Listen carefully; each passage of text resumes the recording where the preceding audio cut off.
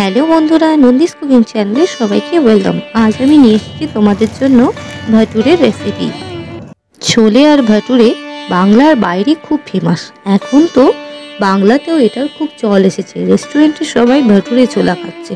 তো চলো শিখে নিই ভাটুরে রেসিপি। একটা বাটিতে নিয়ে নিই 4 কাপ ময়দা। আটা ব্যবহার করব না, ময়দার ব্যবহার করা ভালো। ময়দার মধ্যে আমি দিয়ে দেব হাফ কাপ সুজি। যে কাপে মেপে ময়দা নিয়েছি সেই কাপ মেপে সুজি দেবো।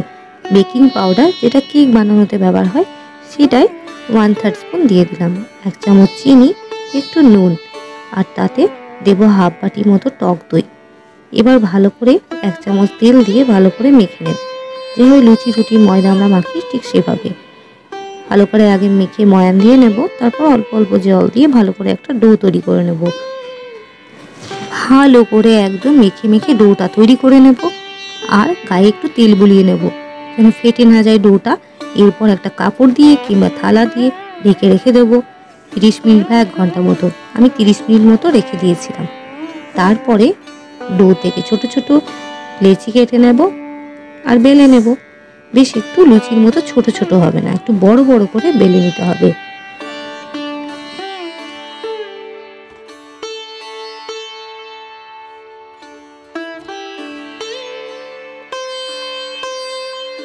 বেলাতে আমি খুব একটা এক্সপার্ট নই, যেরকম পারছি বেলে নিচ্ছি। এবার তেলে ভালো করে ডুবো তেলে ভালো করে আমি ভেজে নেব। বেকিং পাউডার দেওয়া আছে আর ভালো করে ময়ান দেওয়া আছে, 30 মিনিট রাখা আছে। এই কারণে যখনই আমরা তেলে দেব ভাটুরেগুলো একদম ভাটুরের মতো ফুলে যাবে। দেখছো কেমন সুন্দর ফুলে যাচ্ছে। এই আমার প্রথমটা হলো। এবার আর একটা ভেজে নেব। তেলে দেওয়া মাত্র এটা দারুণ সুন্দর ফুলে যাবে। আমি এখানে হাতে একটু উপরে একটু তেল দিয়ে দিচ্ছি, দেখো কি সুন্দর ফুলে যাচ্ছে। তেল যতটাই থাক না কেন একদম ভাটুরেগুলো কিন্তু দারুণ ফুলবে আর খেতে একদম খাস্তা হবে। একটু লাল লাল করে ভাজবে, তাহলে বেশিক্ষণ খাস্তা হয়ে থাকবে। বলার কিছু নেই, দেখেছো যতবারই দেবো ততবারই একদম ফুলে টইটুম্বর হয়ে যাবে। একদম দারুণ ফুলবে, ফুচকার মতো খাস্তা হবে। দেখো এভাবে আমি সব ভাটুরেগুলো কিন্তু এক এক করে ভেজে নেব।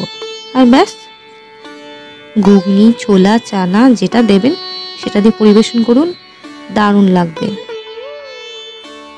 রেস্টুরেন্টে আর যেতে হবে না, বাড়িতে এভাবে ছোলে আর ভাটুরে বানিয়ে নিন।